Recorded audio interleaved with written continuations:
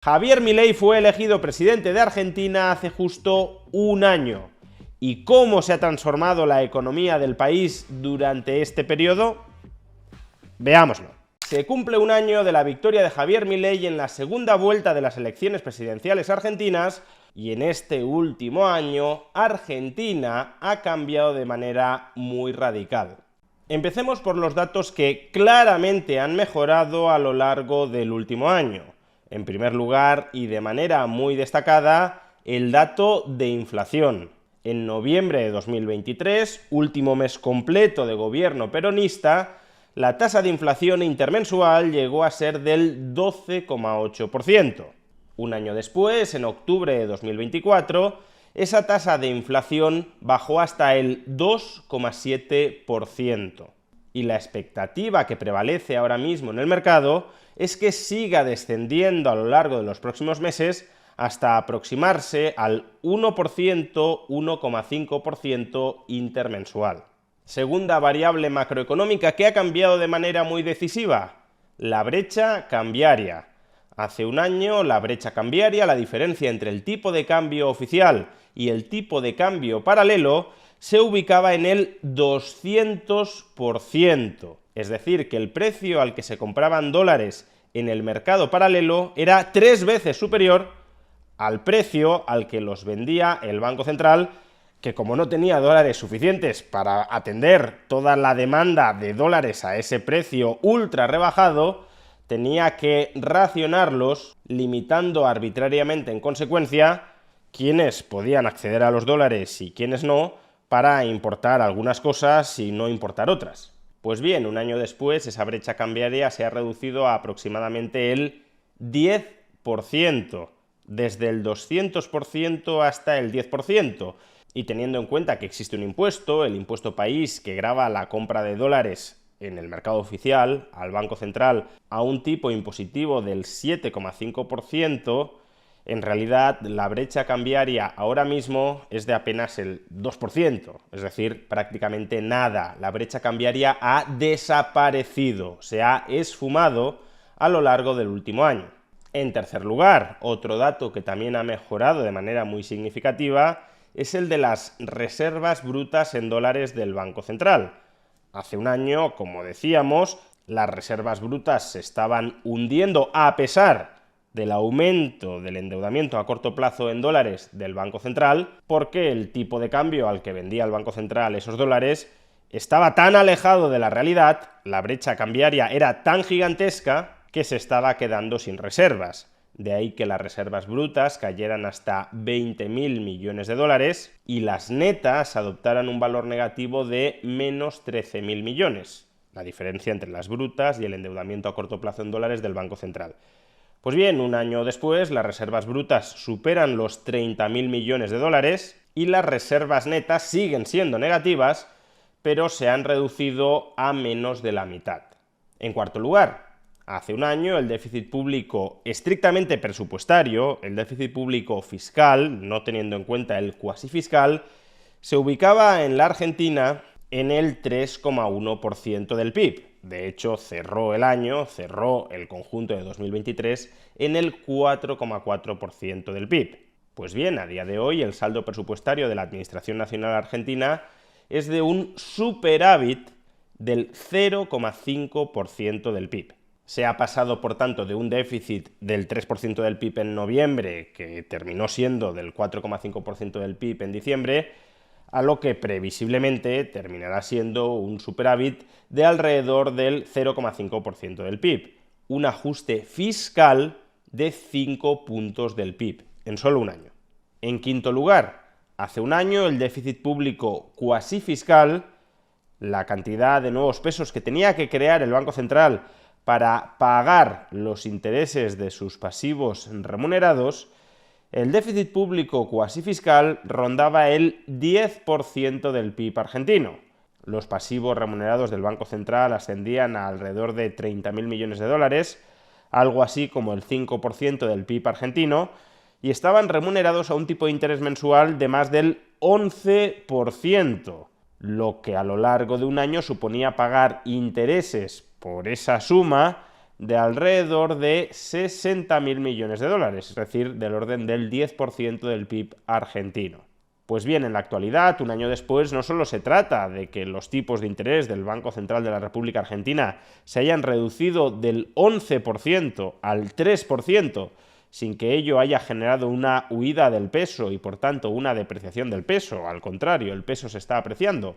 No solo se trata de eso, sino de que todos los pasivos remunerados del Banco Central se han transferido al Tesoro, de tal manera que el antiguo déficit cuasi fiscal del Banco Central ahora lo carga el Tesoro. Y cargándolo el Tesoro, podemos decir que ese déficit público cuasi fiscal se ha reducido hasta aproximadamente el 2% del PIB.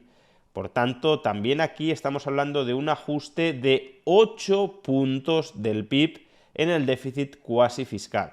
Casi 5 puntos de ajuste en el déficit estrictamente fiscal y 8 puntos de ajuste en el déficit cuasi fiscal, estamos hablando de un ajuste en el conjunto del año para incrementar la solvencia de las administraciones públicas argentinas de alrededor de 13 puntos del PIB. Y por ello, en sexto lugar, la prima de riesgo de la Argentina, el riesgo país, se ha desplomado durante este último año. Hace un año, el riesgo país de la Argentina superaba los 2.700 puntos básicos. En la actualidad, ha caído por debajo de los 750 puntos básicos, es decir, una reducción de 2.000 puntos básicos, 20 puntos porcentuales en tipos de interés que se ahorra pagar el Estado argentino sobre su deuda, como consecuencia de haber mejorado, a través de la reducción del déficit fiscal y de la reducción del déficit cuasi fiscal, la solvencia del Estado argentino. En séptimo lugar, la reducción de la prima de riesgo, del riesgo país del Estado y más en general de la economía argentina, también está potenciando un incremento de la provisión de financiación en dólares para el sector privado argentino. Hace un año, los préstamos en dólares a la economía argentina apenas alcanzaban los 3.700 millones de dólares. Un año después, esta cifra se ha incrementado hasta 8.500 millones de dólares. Es decir, se ha multiplicado por 2,3 veces en solo un año. Y este rápido incremento de la financiación que está recibiendo el sector privado argentino también debería llevarnos a ser optimistas respecto a dos macromagnitudes que en apariencia han empeorado a lo largo del último año. Y digo en apariencia porque se trata de dos macromagnitudes bastante atrasadas. Si nos fijamos en todos los datos que he mencionado con anterioridad y que han marcado un muy buen perfil, he hecho la comparativa entre el último dato disponible, que solía ser el de septiembre u octubre de 2024, versus noviembre de 2023.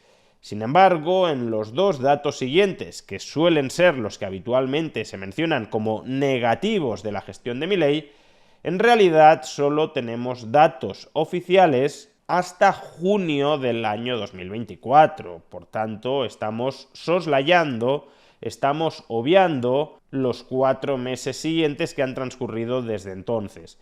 ¿Y a qué dos malos datos me estoy refiriendo? Pues en primer lugar a la evolución del PIB. En términos intertrimestrales, el PIB del primer trimestre de 2024 se redujo un 2,2% y a su vez volvió a caer un 1,7% en el segundo trimestre de 2024. Ahora bien, no perdamos de vista, que esto es algo que a mucha gente se le olvida mencionar, que el PIB argentino ya estaba cayendo y con más fuerza incluso que en estos dos últimos casos que he mencionado, en el cuarto trimestre de 2023, un trimestre que en su práctica totalidad estuvo copado por el peronismo. Por tanto, la economía argentina ya tenía problemas muy serios, la economía argentina ya estaba en contracción y esa contracción se ha prolongado al menos hasta el primer semestre de 2024.